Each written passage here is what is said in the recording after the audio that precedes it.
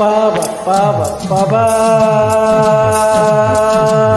ಯಾವ ಶಿಲ್ಪಿ ಕಂಡ ಕನಸು ನೀನು, ಯಾವ ಕವಿಯ ಪ್ರೇಮ ಗೀತೆ ನೀನು,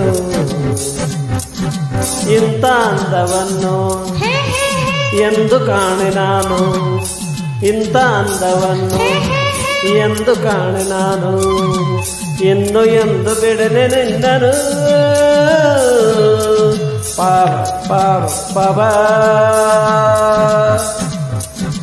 ಯಾವ ಶಿಲ್ಪಿ ಕಂಡ ಕನಸು ನೀನು.